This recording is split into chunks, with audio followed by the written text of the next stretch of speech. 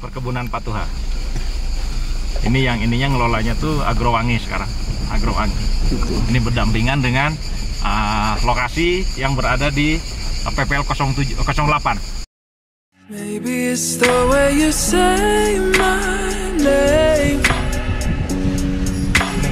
Maybe it's the way you play your game. But it's so good. I've never known anybody like you. But it's so good. I've never dreamed of nobody like you. And I've heard of a love that comes once in a lifetime. And I'm pretty sure that you are that love of mine. 'Cause I'm in a field of dandelions, wishing on everyone that you would be mine. And I see forever in your eyes. I feel okay when I see you smile.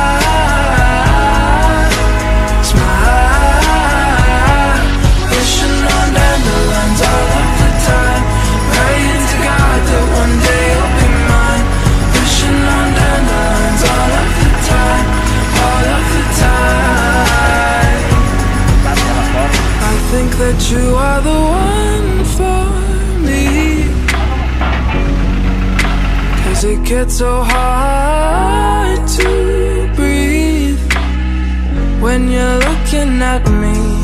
I've never felt so alive and free. When you're looking at me, I've never felt so happy. And I've heard of a love that comes once in a lifetime. And I'm pretty sure that you are that love of mine. 'Cause I'm in a field of dandelions, wishing on everyone that you would be mine.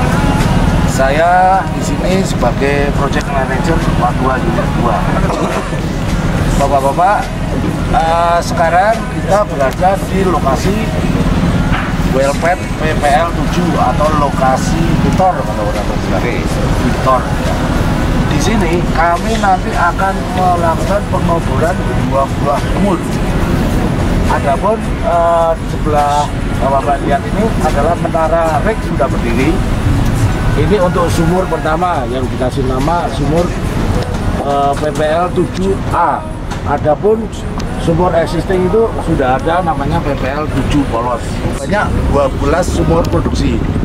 Di antaranya di lokasi Victor ini ada 2 sumur. Nanti di master sebelahnya PPL 6 itu ada 3 sumur.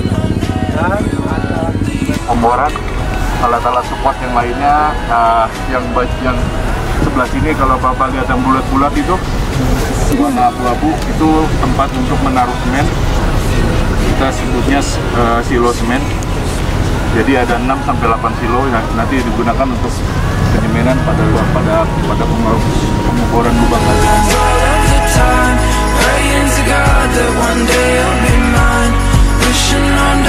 Jika mereka bisa membedakan bahwa kalau proses geothermal sama yang lain itu pasti berbeda dalam suatu suara. Ya, oke Pak. Untuk geothermal di sini sama Lapindo beda. Satu ke timur, satu ke barat. Ya. Seperti saya bilang, kalau di Lapindo saya bullhead, saya disuruh pulang. Kalau di sini saya bullhead, saya benar. Bedanya itu Pak. Jadi kalau di Lapindo itu beda sekali karena di sana sumur gas alam. Kalau ini steam malam, gitu Pak. Memang alatnya sama. Alatnya namanya rig, mutarnya ke kanan, bikin lubang sama.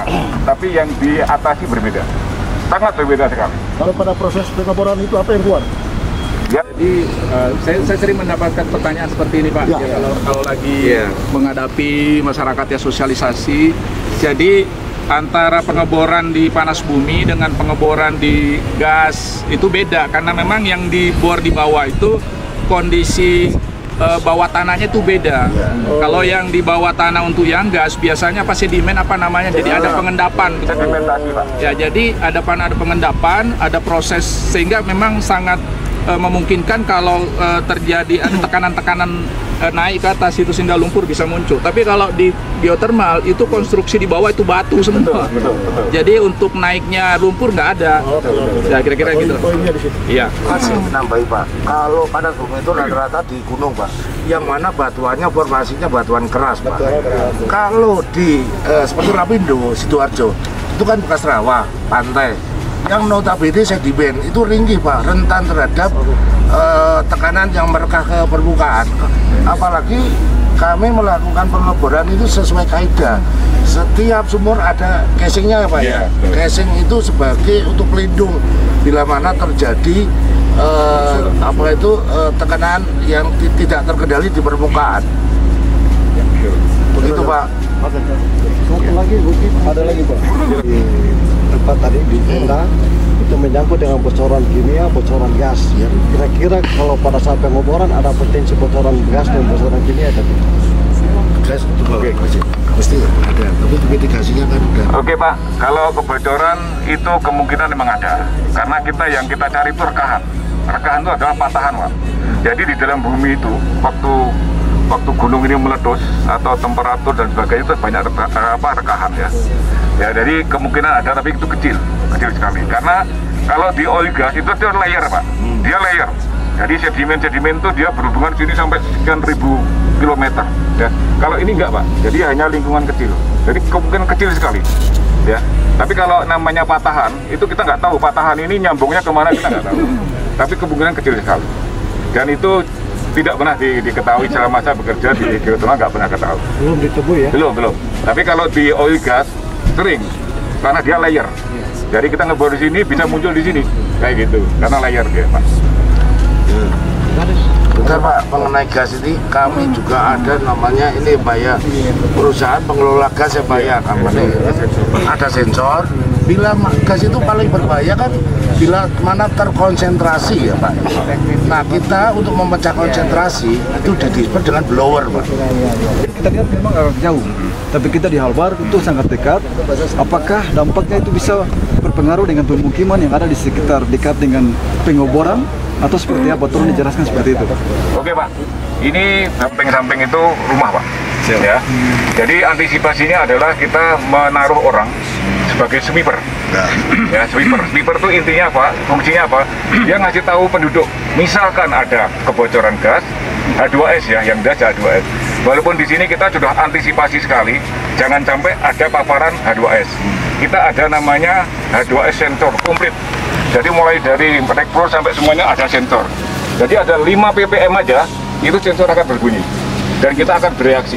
Ya, jadi sebelum sampai ke sana. Tapi kalau misalkan karena kondisi tidak bisa kita atasi dan menyebar, si sweeper ini tadi dia ngasih bentuk, dia akan lari. Ya, nanti perintah dari sini lari 300 meter. Oh masih ada paparan, lari lagi 600 meter sampai betul-betul aman, begitu Pak. Jadi kita akan antisipasi semuanya paparan dan kebocoran gas itu. Tapi kita berusaha semaksimal mungkin agar tidak sampai paparan kemana-mana. Makanya kita ada sensor. Ada yang 5 ppm, 10 ppm Pak. Jadi 5 ppm nya kecil sekali itu Pak. Hanya kayak bau apa ya, bau kamar mandi gitu. Kita udah bunyi sensor itu, langsung kita atasi. Begitu. Sedikit saya tambahkan Pak, mungkin kalau kita nanti jalan ke Dieng Pak, lapangan kita juga ada yang di Dieng. Itu berdampingan Pak sama masyarakat. Jadi pipa itu sebelah orang berkebun, lewat pipa sebelahnya rumah. Di Pak, ini saya sampaikan ya, karena ada isu. China juga seperti itu Pak, Filipina ya kan, artinya itu pipa dekat rumah itu sangat berdekatan sekali dengan aktivitas masyarakat. Karena sepanjang ini geothermal cukup aman gitu Pak, panas bumi aman. Kedua mungkin saya tambahkan nanti di Jelolo Pak, kita kan masih pengoborannya eksplorasi. Kalau sini kan sudah eksploitasi Pak, artinya sudah terbukti kan sumur-sumurnya sudah ada pembangkit listrik. Nah kalau Jelolo kita tahap eksplorasi, mungkin nanti peralatannya belum sebesar ini. Karena kita mengobornya juga masih kecil lubangnya Pak ya. Jadi mungkin nanti kira-kira setengah inilah gambarannya. Nah nanti Pak kalau sudah eksploitasi, artinya sudah terbukti nanti eksplorasi itu uapnya ada di bawah tanah. Ini kita mungkin lahannya 1 hektar nih ya. Ini kurang lebih 1 hektar bisa 3 sumur Pak. Satu sumur katakanlah 10 megawatt, jadi 1 hektar ini bisa 30 megawatt, Pak. Makanya lahan banyak. Ya itu Sempit. ya, jadi pemakaian lahan juga relatif minimal untuk panas bumi. Mas tanya aja, Ya. menyambut Pak Kadis tadi. Ya, Kalau andaikan hasil itu ternyata memang harus di tengah kampung, kira-kira keputusannya gimana tuh? oke.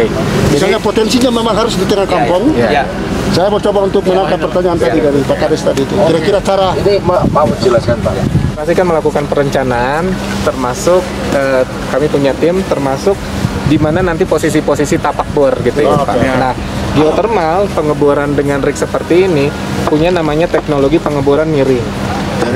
Direksional. Jadi bisa saja kita ngebor di tempat kita berdiri, tapi ujungnya itu targetnya 500 meter atau 1 kilometer ke arah sana.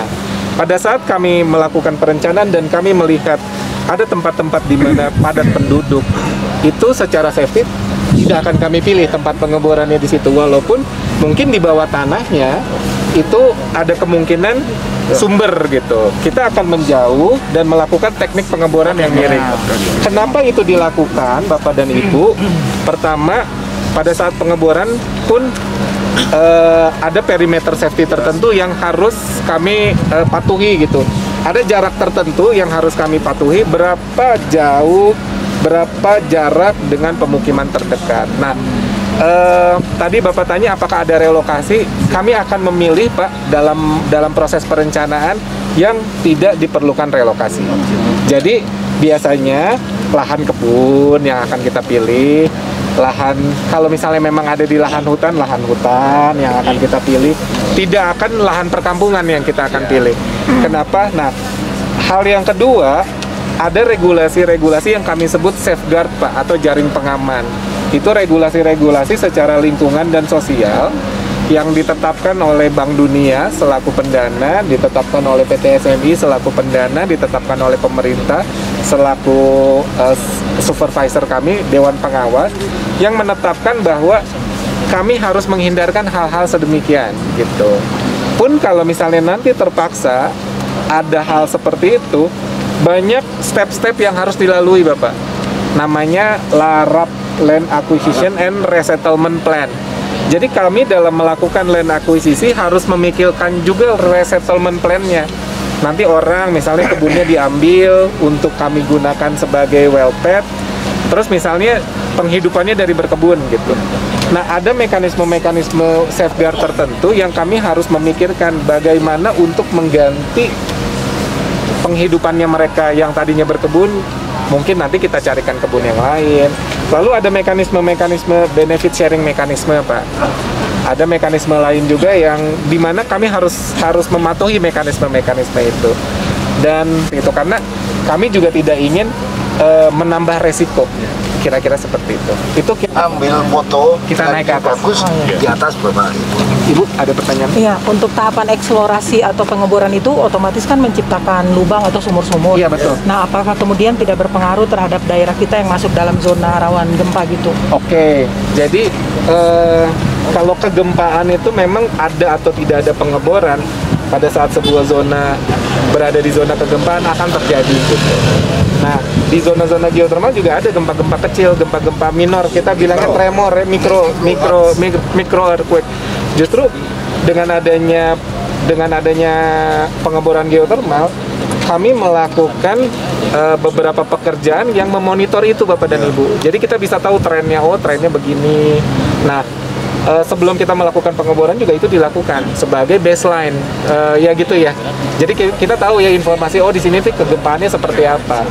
Sebelum kami melakukan pengeboran, tapi pengeboran ini kan memang alatnya seperti ini. Kekuatannya juga tidak besar dan tidak akan mengakibatkan. Kalau kita melakukan permodelan dan penargetan sumur, nanti kan kita akan melihat juga zona-zona patahan di mana. Dari situ kita nggak yang saklek atau yang fix satu lokasi seperti itu. Jadi kita bisa fleksibel, nanti kita bisa berdiskusi dengan Bapak Ibu sekalian pada saat sosialisasi. Jadi nanti apapun rencana ke depan itu nanti semuanya akan diketahui Bapak Ibu sekalian juga seperti itu, Pak.